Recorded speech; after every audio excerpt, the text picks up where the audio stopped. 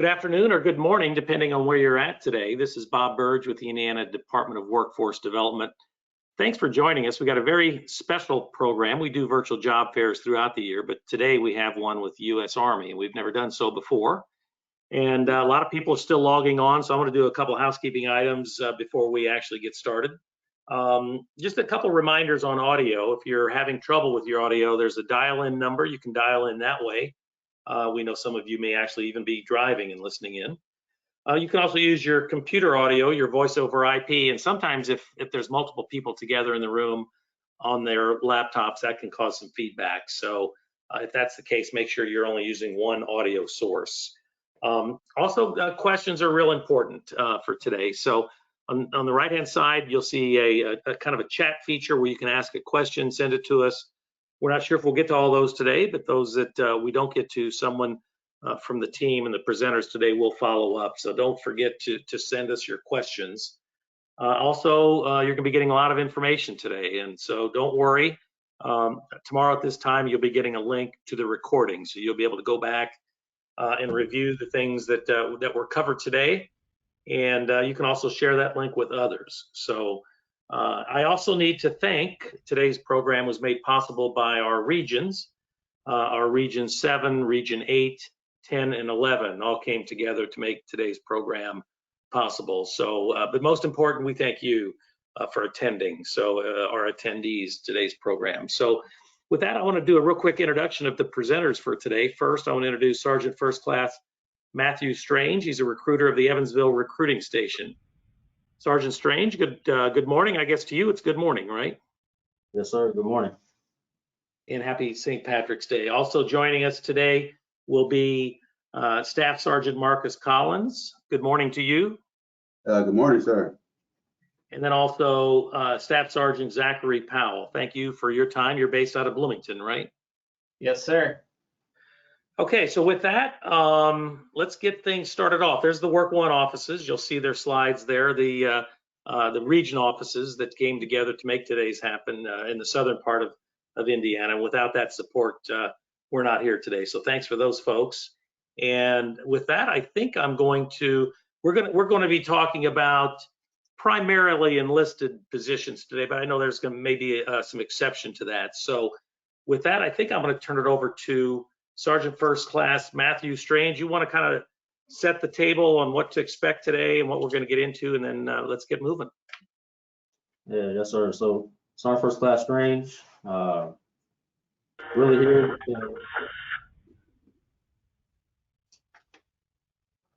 here to give you some information about enlistment opportunities in the Army or Army Reserve. We have a ton of different jobs and benefits that we're going to cover today. So really just to give you the information and help you through the process if it's something that you're looking forward to doing. Okay, so let's get this up here.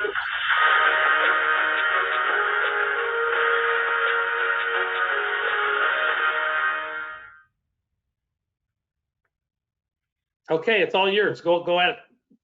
All right, yeah, sir. So just to add again, we're here to find individuals that are looking to either start a career or build on the foundation of the career they've already started, or go to college.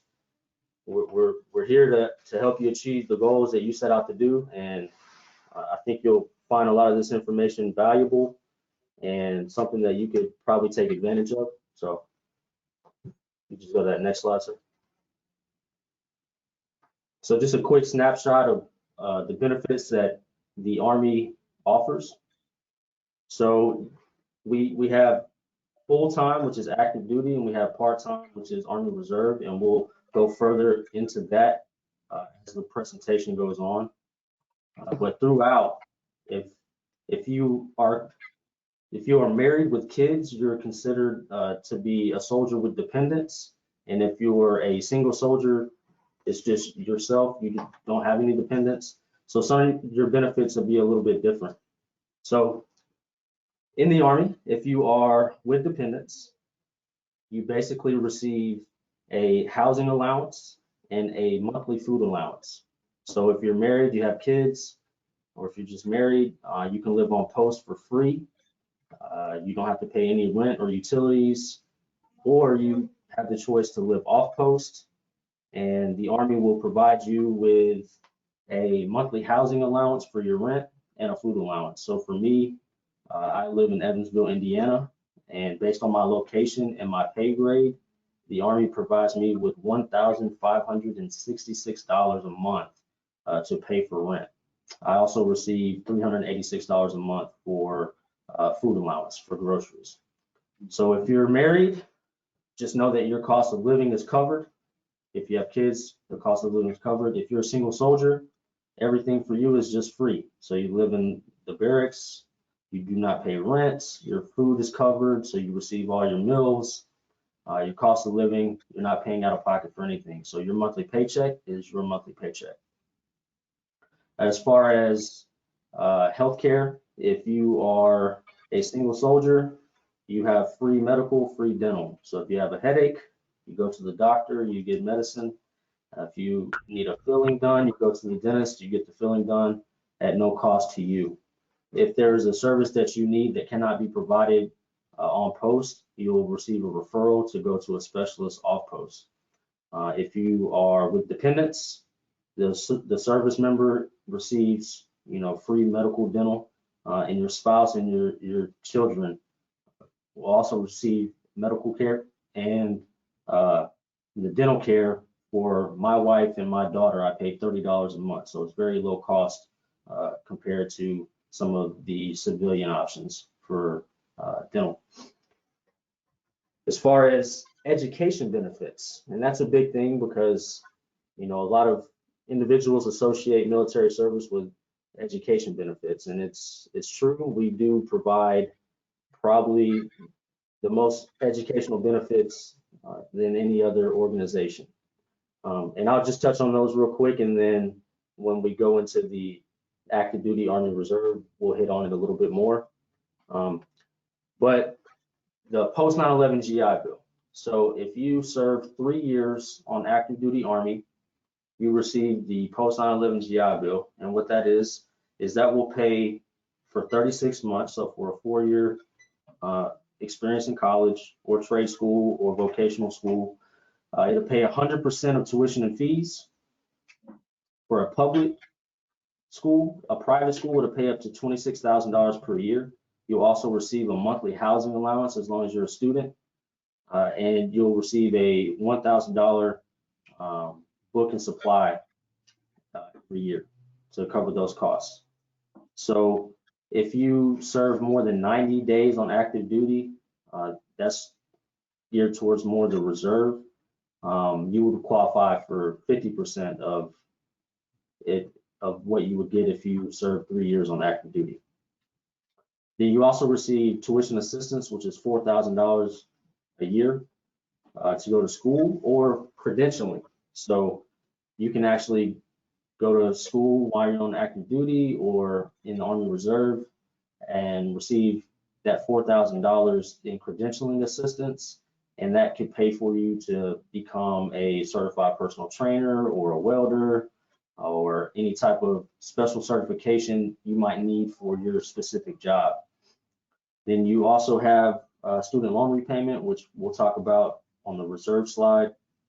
We also have a concurrent admissions program, a CONOP program, where we're partnered with over 1,900 colleges, and we'll talk a little bit more about that on the reserve side. So as you can see, there are a ton of benefits from joining the Army or Army Reserve. And not only do single soldiers get taken care of, married soldiers do as well. Your spouse also receives, if you're the rank of E5 sergeant and below, your spouse will also receive tuition assistance to pursue a license or a certification or a degree. You also qualify for what's called the VA home loan. And if you're looking to purchase a house, it's a great program to get into. So with that, I think we're going to go into the Army Reserve, and I'll let Staff Sergeant Powell talk about that. Hey, Sergeant. Hey, Sergeant Strange, I did have a question come in real quickly on the housing allowance. There was a big variance from 800 to 2,000. Okay. what is the, is that location? Does that depend on where you're at? Quick question Yes, on that. sir. So it's based on the cost of living of where you're stationed at, and it's also based on your rank. Okay, thanks. Carry on, please. All right, hello, my name is Staff Sergeant Powell. I'm going to be talking to you a little bit about the Army Reserves and kind of the specific benefits that relate to the Army Reserves. So one of the key differences to it over the active duty is that it's a part-time role. So when I'm talking about this, a lot of the benefits are similar to what active duty is going to offer, but they're going to be in a smaller capacity due to it being a part-time affiliation with the military. So when I say part-time, what that comes down to is you report to what's known as drill weekend, 1 week in a month and 2 weeks out of the summer. So about 34 days a year of active military service that you're going to be giving to the United States Army. During that time, all you're doing is you're going to be preparing and training to maintain proficiency in whatever career that you elect to do. It also allows you to serve from home. So some people, they have established careers back here and they don't want to necessarily just pack up and leave and go travel the world and give up everything that they have here, but they still want to be a part of something bigger than themselves and serve their country. So they elect to go through the Army Reserves where they have that affiliation. Big things that they're going to do, they serve as a support element to the active duty, meaning that when active duty may be a little undermanned going into a mission set, they may call upon the United States Army Reserves to come help fill some of those gaps that they may have. And they also serve within their communities as ambassadors to the Army. When you see people walking down the street in this uniform, especially in an area that the military is not a high presence, people really respond to the uniform because it's something that they don't normally see. So their big priority is humanitarian efforts. So in our region, think more like tornadoes, flooding, stuff of that nature. The Army Reserves may be called in to help their own communities during those times of need. So when we start breaking down some of the benefits, you're going to have that access to healthcare and dental care that we covered. The main difference is going to be it does come at a small premium. So as a single soldier, you're going to be afforded healthcare at $46.09 a month for complete coverage. So everything that we covered with healthcare, you're going to have that same access. It just comes at that small premium. And to cover your family, whether it's 2 individuals or 14 individuals within your family, it's going to be at the rate of $221.38 a month for complete healthcare coverage for you and your family. Along the lines of dental, as a single soldier, you're looking at about $11.60 a month as a single soldier to have complete dental coverage. And to cover your family, it goes to $75.37 a month to have complete dental coverage. So for right around $300 a month, you're looking at having complete healthcare and dental coverage for you and your family, which compared to the civilian rates is a substantially lower rate than most spots are going to be able to afford you. The big one that we like to discuss, though, is educational benefits. Higher education, post-secondary education, vocational, or skill trades are the stepping stone into whatever career path you may be looking into in life. So some of the big ones that you're going to get through the Army Reserves, instead of that post 9/11 GI Bill, you're looking at the Montgomery GI Bill. What that comes out to is for 36 academic months covering a 4-year college degree, you're going to be paid $368 a month directly to you to help cover the cost of schooling, regardless of if it's a traditional university, a VOTEC, or just a skilled trade school. It comes out to a total of $13,248 that the Army is prepared to give you to get that college degree. There's also what's known as a kicker bonus that goes with that. And depending on the job and career that you would select, you can potentially earn up to $350 additional dollars every month towards your college degree. So you have the ability to potentially get around $725 a month paid directly to you to cover schooling. Now with that, a lot of people always ask us, well, what if I have scholarships or what if my school is already paid for? You are still entitled to that money because that is your entitlement for electing to serve in the United States Army Reserves. So if you've already got the money to cover school, this is just additional money to help you out while you're going through school. We also have what's known as the Student Loan Repayment Program. So if you have any sort of college debt from a federal loan, the Army is willing to pay up to $50,000 of that debt back. So if you have those existing loans that you're just needing to try to get paid back, the Army has the ability anywhere from $10,000 to $50,000 to help pay off those student loans that you may have, as well as the Concurrent admissions program. So this is a really big one. A lot of people, when they're looking at the Army Reserves, are looking at it because they want to go into post-secondary education, but they might not have everything that they need for it, or they're not sure. So what the Concurrent admissions program is it's a fairly new program that got developed to help and assist individuals in getting lined up and set up with a college prior to going to military training. So what they do is before you go off to your training, they coordinate through any of the 1,900 schools that are involved with the program, and they get you set up and enrolled for after your military training is complete. So as soon as you get back from military training, you're already set up and prepared to go to college. As we stated, there's over 1,900 colleges that are currently involved in this program. Just some kind of in our area: Ball State, ISU, Trine University, IUPUI, the University of Evansville, University of Southern Indiana, Ivy Techs, and Marion College in the state of Indiana are all currently parts of this program that can help you get set up and enrolled into those colleges. All of them that are involved in this recognize your military training that you're going to get when you go off as college credit hours. So you're going to have the ability to convert those into college credit hours, giving you college credits before you even step foot into the classroom. And finally, I just want to talk about some professional training certificates that you have the ability to get. So each job is going to be different depending on what you pick: medical field, mechanical work, communications, whatever it may be. They have specific certifications that you're going to be allowed to pursue to let you progress and develop your skill set.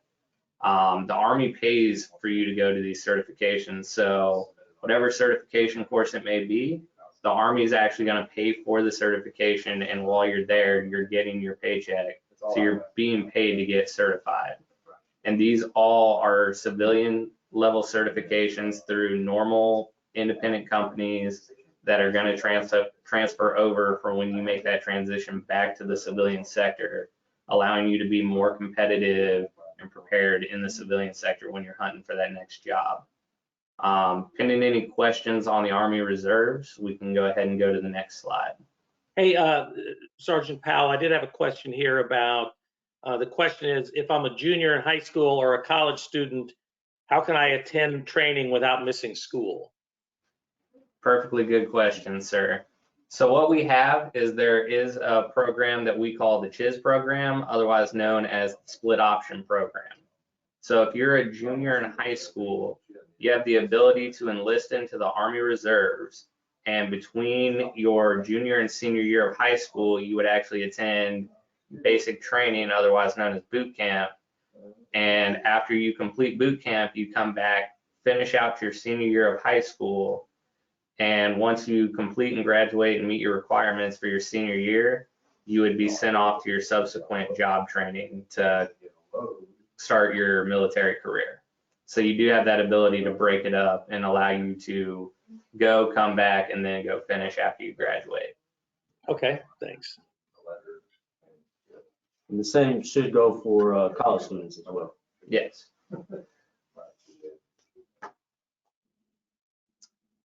Let's see. All right. So I'm Staff Sergeant Collins. I'm going to be talking to you a little bit about the active duty side of the Army.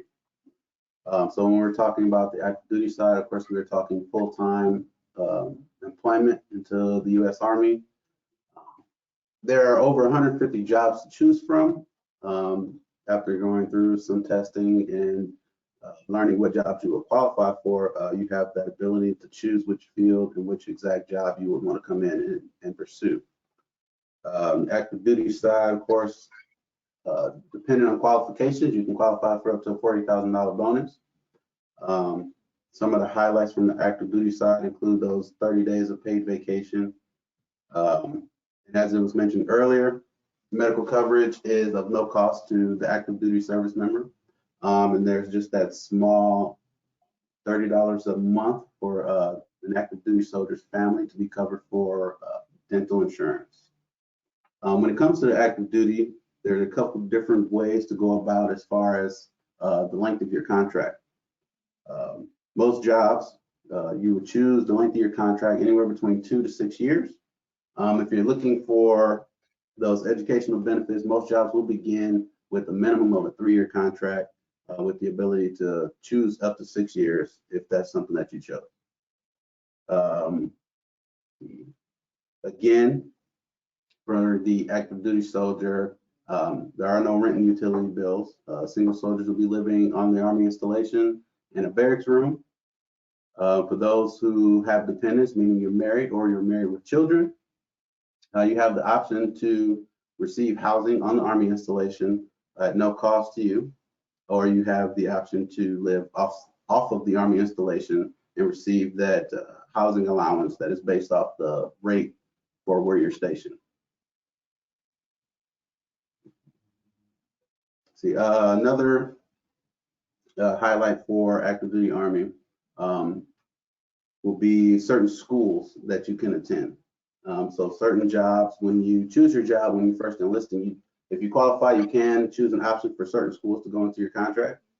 One of the more popular schools that seem to be chosen is what's called Airborne. For those of you who can see the slide, the little picture on there, that's Airborne, parachuting out of airplanes. So for those who we like to call those adrenaline junkies who want to do something fun like that, we do have that option in the Army. Another school would be air assault. That's dealing with mainly repelling out of helicopters, rappel towers, and things of that nature. There's also schools of Ranger and Special Forces. Active duty Army also allows you to do a little bit of traveling as you be stationed in Army installations that can be located all across the continental U.S. and also in some foreign countries. Some of those foreign countries include Belgium, Germany, Italy, Japan, and even South Korea. One question that we do get pretty often when it comes to active duty Army is once you finish your training and you make it to your first unit or your first duty station, for someone who has a family, meaning a spouse or a spouse and children, they often wonder how they go about receiving, their furniture and things from back home from when they left. The Army has a thing that's called Relocation Assistance, which essentially is the Army hiring a company that will pack all of your household goods for you and transport them to your first duty station on your behalf. Once you receive your either on-post housing or your off-post housing, they also deliver your household goods to that address, and they will even unpack and move everything on your behalf if you want them to do that for you. And again, active duty also has those education benefits. Active duty covers the post 9/11 GI Bill, which again covers those 36 academic months. During your active duty tour, take advantage of the tuition assistance. So even though you are active duty, meaning a full-time soldier, you also have the ability to attend college classes at the same time, which is something I think every one of us here is currently doing. Even after all of our years of service, we're still attending college and using our tuition assistance to this day. There's also professional credentialing for active duty Army. Plenty of it goes along the lines of the job you chose. And there's also the student loan repayment program that the active duty provides that will repay student loans for up to $65,000, depending on qualification for that program. Now, I got a question for Sergeant Collins. If I already have a degree and I'm on active duty and I received the post 9/11 GI Bill, can I transfer that to my wife or my child? You absolutely can. There are a few stipulations that go along with that, but for someone who has a degree like myself already and still has access to a 9/11 GI Bill, You have that ability to transfer that bill to your spouse or to your children. As long as when you transfer it, you still have a remaining of at least 4 years on your contract at that time.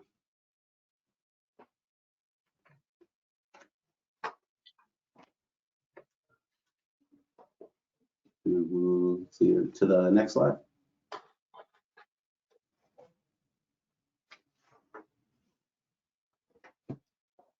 All right, so the whole purpose of this is to show that we have a ton of career employment opportunities. So like Sergeant Collins mentioned, we have over 150 jobs to choose from, and they're dealing with science, technology, engineering, medical, logistics, mechanics.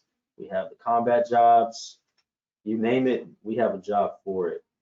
So what we're gonna do next is highlight some of the jobs that are available to you right now. And Sergeant Powell will talk about the cyber operations specialist. If you go to the next slide, please. Sergeant Powell here again with you. So what I actually do for the Army is I am a communications soldier in the Army. So I kind of have a soft spot when it comes to cyber and technology in the Army, just because that's kind of my realm. So I'm going to talk to you a little bit about cyber operations today. So technology is starting to pave the way of the future. Whether you're using your laptop, telephone, or social media, it seems like every time we turn around, somebody's on some piece of technology. And it started to change the way that people think and operate in society. I'm guilty of it just like everybody else. I get caught watching TikTok trends, sharing posts on Facebook that all of a sudden blow up, and kind of that expression of going viral. It's crazy the amount of impact that one thing on the internet or out there on the web can do. So the Army recognized this trend of technology taking over and has developed this new program here in the recent years, focusing a lot of efforts on cyber offensive and defensive tactics. So what that means is we are the front line of defense when it comes to cyber warfare. So a lot of people kind of base the military and the Army just based off of what they see on the movies and what they see on the news. They think that we're out there, big explosions in the background, flames up in the air, bullets flying, and it couldn't be farther from the case these days. A lot of things that are going on are from behind a computer screen, and that's where cyber's really stepped in and become a major focus in the Army.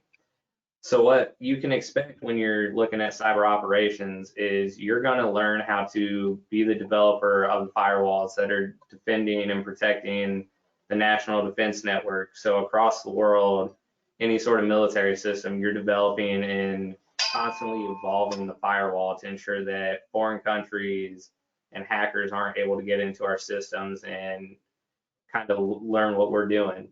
You're also going to learn how to infiltrate complex networks. So you're going to learn the aspects of how to hack and get inside of unique systems, as well as coding, writing script. Those are a lot of major aspects when you're looking at the cyber realm. Me personally, it's a little above what I can do. So I'm a major asset to them. But when you're going through that training, you can see there on the slide how it talks about earning up to 75 nationally recognized certifications.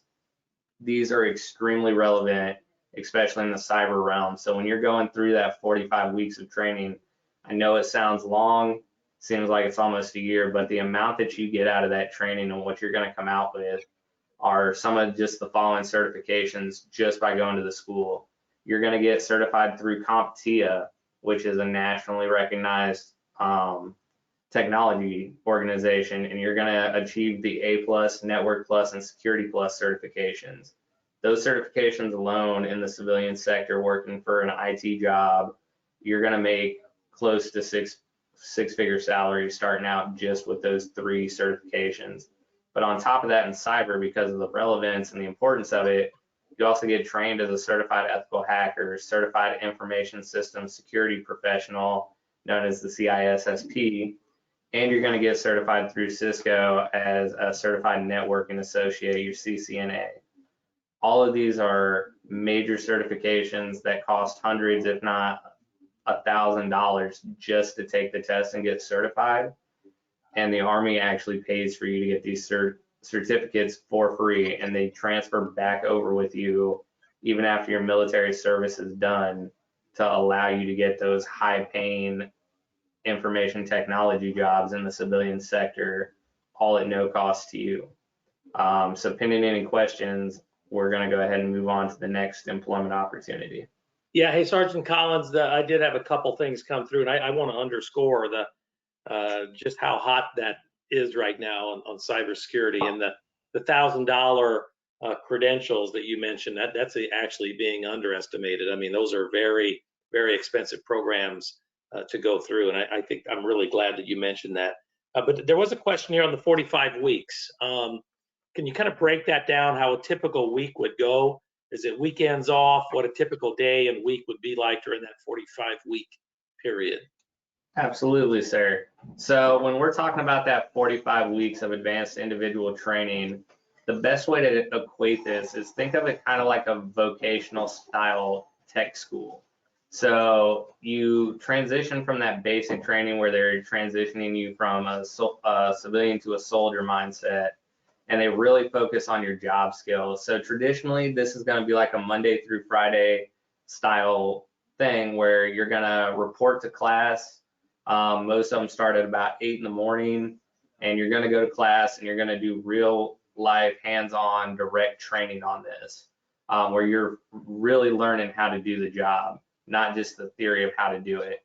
And generally your class is going to get over around 4 or 5 o'clock that day, with breaks for lunch where you're going to go have lunch, and then after class you'll go to dinner. But over this 45 weeks, you'll have the weekends off. You'll get to hang out and just relax, talk back home to family, because a lot of times you're going to be far away. But it's very similar to like leaving to go to college style, but where in college you kind of get a lot of theory of the stuff, you're really focused on real life hands-on training so that you're proficient in that job.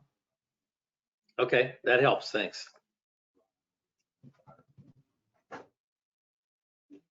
All right, so the next job we have highlighted is wheeled vehicle mechanic. And I would also like to add that during that job training period, it's paid on the job training. So you're actually receiving, a full-time paycheck and all those benefits we covered earlier. So a wheeled vehicle mechanic.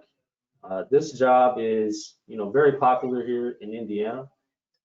And this is a job that's available active duty and Army Reserve.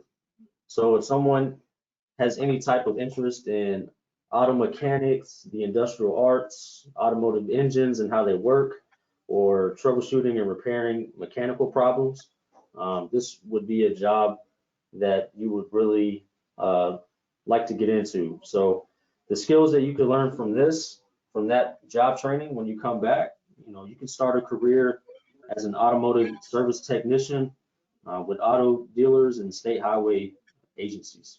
So Sergeant Powell also mentioned the A+ certifications and how those play a factor when it comes to your annual salary. So with this, the Army will also pay for you to receive your Automotive Service Excellence, also known as ASC certifications, and they're, like the slide says, over 79 nationally recognized certifications, and the majority of those are going to be ASC, which a lot of mechanic shops, require their employees to have those. So you get paid to get the job training and experience, and you get paid for the Army to pay for your ASC certifications.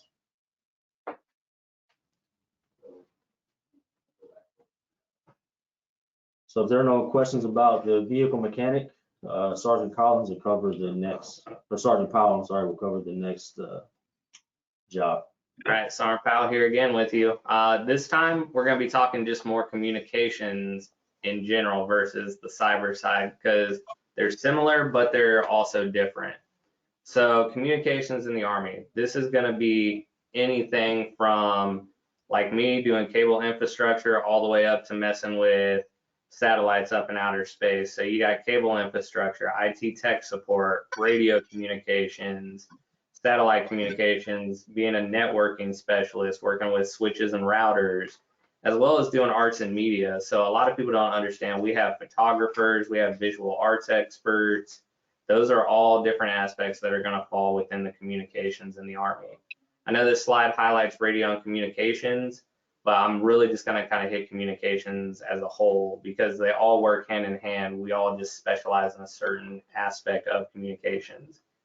So our main focus as communications in the Army, whether it be the Army Reserves or active duty, is to ensure the readiness of a unit by ensuring that communications are operational at all times. If we can't talk, we can't operate, because that's how we put ourselves at risk when we can't communicate.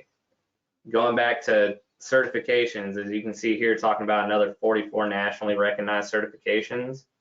Through communications in the Army, you're going to be able to get certifications through companies and organizations like Linux, Microsoft, CompTIA, Cisco, and 3M. I personally have 3M certifications for fiber optics right now, where I can make over $40 an hour working on fiber cabling. Through these, you have that ability, like I spoke, to get a six-figure salary job starting out by getting these certifications that the company's paying you to get. And one big fun fact about communications, like I said, I'm kind of a geek about communications because it's kind of my bread and butter. With our satellite communications in the Army, we actually are partnered with NASA to work hand in hand with them to ensure that our satellites in space stay up and operational at all times, allowing us to communicate not only across the United States, but all the way around the world. So it's just these different corporations and organizations that we are able to work with and start our networking into our future just by the fact that we affiliate with them on our day-to-day job. So pending any other questions about communications, I'm going to turn it over to the next slide. Okay, thanks. All right, it's Sergeant Collins here. I'm going to be covering the horizontal construction engineer, which also happens to be my job in the Army. For a horizontal construction engineer, we were talking about operating heavy construction equipment. Those are equipment such as doters, scoop loaders, backhoes, hydraulic excavators, graders, and scrapers. The main focus of the horizontal construction engineer is we are the shapers of the earth on the battlefield. So if we go to another country or we go to a foreign land and we can't maneuver our vehicles properly, the horizontal construction engineers will make roads where we need roads.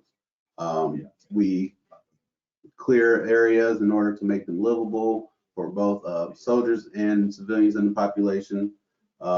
Another thing, horizontal construction engineers also participate in what's called humanitarian missions. So fighting forest fires in, California, horizontal construction engineers do those types of things as well. To go along with this job, there are also, as the slide shows, 110 nationally recognized certifications that you can qualify for. There is also an apprenticeship program that the Army has. It's called the United Services Military Apprenticeship Program that will allow active duty soldiers to complete their apprenticeship while serving, and it transfers over to the civilian sector as well. Another advantage of this job is you also qualify for CDL, as we do load and transport our own heavy equipment as well. Pending any questions, we'll go ahead and move on to the next slide. Yeah, go ahead. All right, so I'm Strange again. So we have over 20 medical jobs in the Army, one of them being medical laboratory specialist. And this job in particular is for someone that has an interest in biology, chemistry, algebra, and the study of human parasites and diseases. So, with the virus going around, a lot of these medical jobs are assisting in that. So this specific job will help prepare you for a career as a medical and clinical laboratory technician.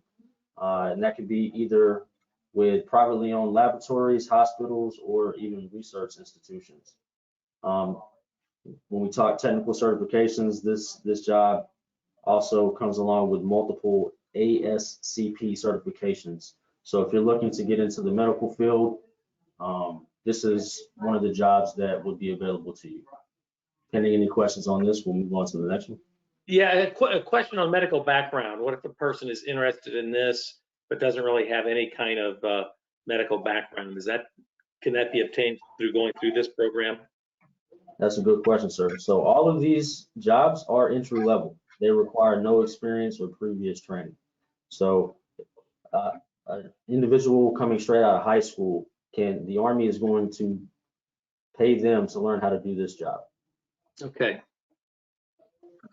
Healthcare is real hot right now, and that question came through, and so thanks for that answer. Yes, sir. All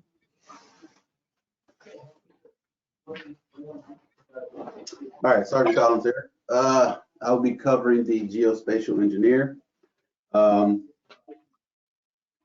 give just a brief explanation of what a Geospatial Engineer is, a Geospatial Engineer's job is to extract geographic data from satellite imagery, aerial photos, and to paint a picture of the battlefield for commanders.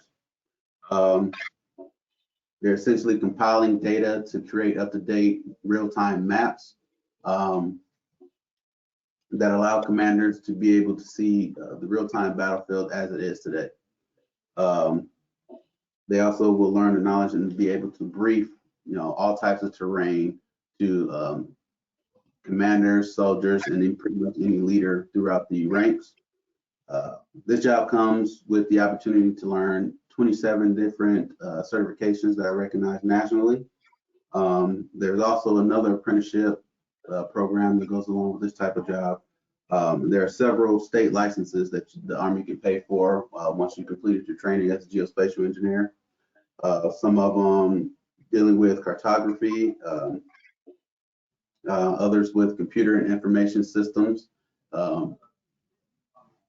That's the basis of this job is one of those very technical and precise jobs, fairly geared towards someone who has a little bit of knowledge when it comes to technology and being able to easily learn these types of systems. But pending any questions, we'll go ahead and move to the next slide. Okay. I'll just add with the geospatial engineer that also comes with a top secret security clearance. So that's also something that weighs pretty heavy on the civilian side when you're trying to work with the federal government. So the field artillery firefinder radar operator, this is where you're getting into radar and electronics. And this is typically for a person that has skills and interest in geometry and math. So when we talk STEM, this is probably one of those jobs. The skills that you earn in this career field will set you up for a career as a database administrator or maybe a management analyst. But I know we're kind of running low on time, so any questions on this one, and we'll move to the next slide. Yep, go ahead, please. All right, Summer Pal here again. So I'm going to cover Patriot Launch and Station Enhanced Operator Maintainer. This falls into a realm that we call ADA or Air Defense Artillery. So the key aspects when you're thinking about air defense and how this can be beneficial to you is you're learning a lot of aspects of avionics as well. So you're learning how to manage the airspace and be that front line of defense of the airspace. So if there's incoming munitions or unauthorized aircraft within our airspace that we maintain, that's where our Patriot Launching Station Enhanced Operators come in. So they operate on what are called Patriot missile systems, which are a missile that's designed to be prepared to take down hostile aircraft coming in, posing a threat. But the main aspects that you're going to take in is that you are defending the airspace. You're going to learn how to operate and utilize radar systems. You're going to learn how to do airfield management in certain aspects because of the fact that you're maintaining the airspace. So what this can set you up for down the road is if you're trying to get a job at any major airport, you're going to have that background experience, things of that nature. As you can see down here with air defense, you're looking at up to 128 nationally recognized certifications that you can potentially qualify for. And once again, this falls into, you're going to get familiar with electronic systems as well as mapping and radio communications. Pending any questions on Patriot, I'm going to turn it over to the next slide. Please go ahead. Okay, so the basic eligibility requirements. All these benefits are available to you if you are in the ages of 17 to 35. And, so that means if you're a junior in high school and you're looking to go to college, the Army Reserve route is, you could take advantage of that at the age of 17. If you've already gone to college, you graduated college, you have a 4-year degree, and you're just not satisfied with your current job, we can assist you in getting you into the job field that you want. So if you're a little bit older, going towards the 35, there are other options for you coming in as an officer. We also have an accelerated promotion system, so you get promoted based on the education that you already have. But 17 to 35, you have to have a high school diploma or equivalent, so GED. We do homeschool on verification, so we have a individual in our battalion that will verify that your homeschool meets the requirements. So if you're homeschooled, bring that to us and we'll be able to look into it. So as far as medical, moral, and physical requirements, any questions you have with that, I would say reach out to one of us or reach out to a recruiter, and we can talk to you about that on a case-by-case basis. So the Asvab is the Armed Services Vocational Aptitude Battery Test, and that's the test that determines what jobs you qualify for. So all of the jobs that we have, some require certain scores in certain areas of the test, but the minimum score of a 31 is what you need to actually join the Army or Army Reserve. If you are in high school and you took the student Asvab, we have the ability to use that score as your actual Asvab score. So as a U.S. citizen or an I-551 card holder, also known as a green card, you're eligible to enlist in the Army or Army Reserve. So any questions on the basic eligibility requirements, we'll move on. Yeah, I did have a couple of questions come in or kind of related to this. One has to do, you talk about the GED or the diploma. There's a question, do I have to wait until I graduate from high school to reserve a job or to enlist? Yeah, so that's a good question. If you are a junior or senior in high school, we receive a verification letter from your school that says that you are on track to graduate and you can enlist and reserve your job before you graduate high school and before you get your diploma. Okay, and then there's a second one. This was, it looks like it came from an instructor, but a student that is currently in the autism spectrum, who is great working on cars, could that person still join as a mechanic? So that falls onto the meeting medical requirements. And, that typically is going to be a disqualifier, but that's why I say anyone with any type of medical condition or law violations, it's a case-by-case basis to reach out to a recruiter to determine if they are eligible or not. Okay, so still, if there is interest, they can still inquire, right? Yes, definitely reach out. Okay. That's it. Okay, so if any of this information was, interesting to you and you think that you could take advantage of some of these opportunities that we have, this is how you can get a hold of us. You can text that number. You can go to goarmy.com and, put in your information and have someone reach out to you. I would say if you're in the area, come by our office or sit down and chat with us, set up an appointment, call our office. I think our office number is on the next slide. And like I said, we cover all of southern Indiana, so all the way up to Indianapolis. So we have an office in Evansville, Vincennes, Bloomington, and Terre Haute. And that's our information. There's our Facebook page, our office numbers, and the actual website where you can get a lot of this information is the goarmy.com website. But we do look forward to meeting with anyone that wants to schedule an appointment or stop by. And we hope we'll have some programs that will benefit you and help you out. Are there set hours for somebody that does want to do a walk-in at any one of these facilities, perhaps to come in and just to chat to see if it's worth moving forward? Are there set hours where these offices are open? Right, so we typically are open from 9 to 5, but if you call us, we are very flexible with your schedule. And we can schedule ahead of time if we need to work outside of those hours, and Monday through Friday. Okay, thanks. And this is Sergeant Powell here, sir. I'd just like to add one final thing in here. A lot of times what we see is people get very hesitant to want to come in the door and speak with us or give us a call. Keep in mind that the information is always free. You're under no obligation whatsoever when you contact a recruiter to enlist. A lot of people get it in their heads that if they come talk to a recruiter, that's them saying that they're going to be joining the military in one way or another.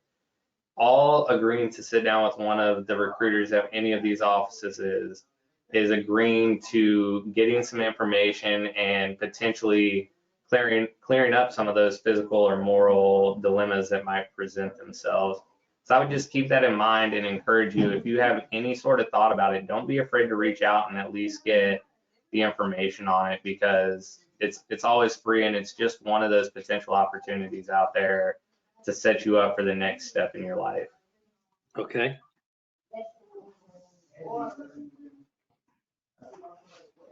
Okay, I did have a couple more questions that came in. One had to do with, I think they're kind of related. Are all the jobs combat related, and do all the positions require the basic training boot camp component? So Sergeant Collins here. So for the first part, not all jobs are combat related. Out of roughly 150 jobs, there's about 12 or 13 of those jobs that are combat related. Okay. The remainder of those jobs are what we call support jobs. So my job in particular as a horizontal construction engineer, I'm not out on the front lines fighting. I'm more so of the construction guy, making sure that those individuals who do fight have a place that they can come home and lay their heads down. So Sergeant Strange here, he works logistics and supply. So there are those jobs that are combat related, but majority of the jobs are going to be support. The second part to that question, yes, all of these jobs do require the basic training prior to heading to your job training itself. That's just kind of the way it works when you enlist. You know, everybody has to do that basic training initially when they're coming in. Okay, another question on the Asvab, but what is the Asvab score necessary to be a mechanic?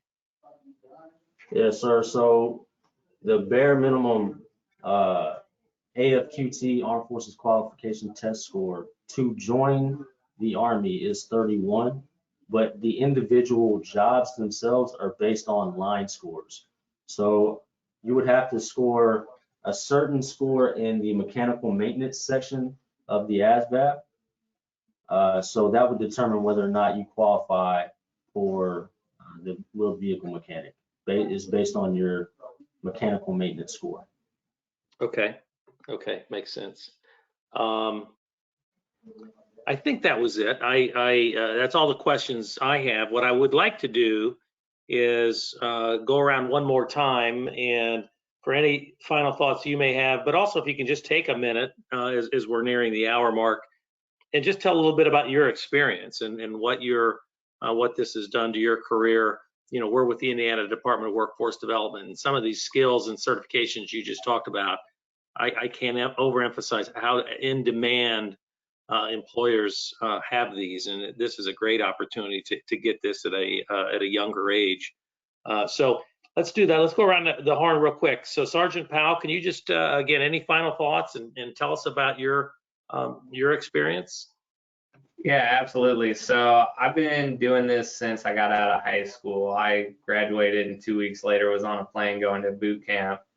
So I've been doing this straight out of high school for 10 years, and it's changed my life immensely. I came from northern Indiana, where everybody worked in cornfields or a co-op, and I just really didn't want to get stuck in that rut up there, and I wanted to do something, and I wanted to go see the world.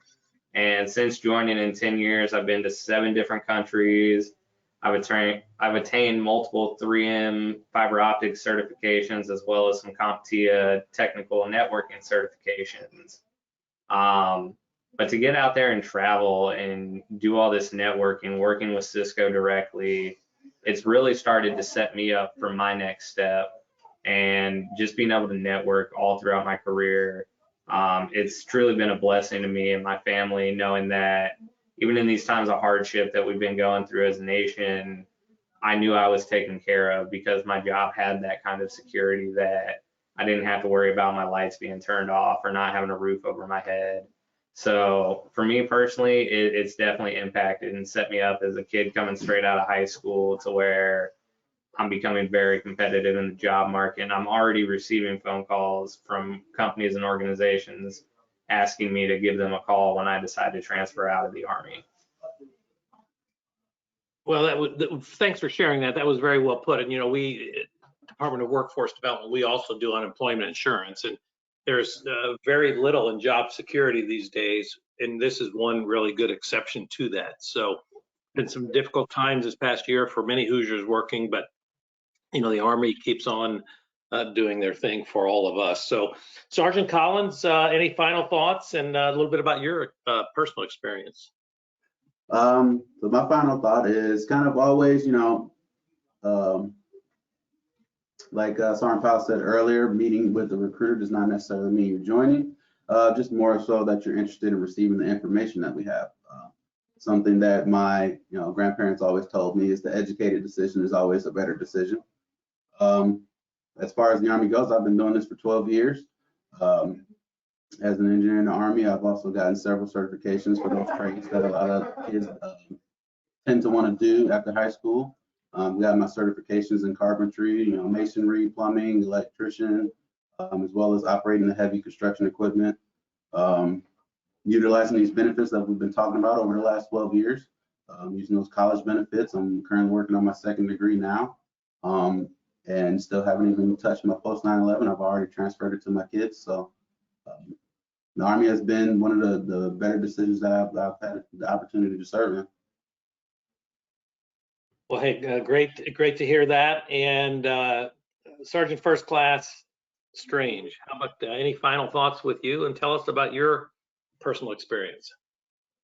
Yeah, I would just say that, sometimes it's to grow, you have to step outside your comfort zone. So that's what I did when I joined. I'm actually, from Northern Alabama. I actually joined with a GED, and I've been in the Army for 14 years now, and I have 2 degrees. My job in the Army is logistics. I have 2 technical certifications.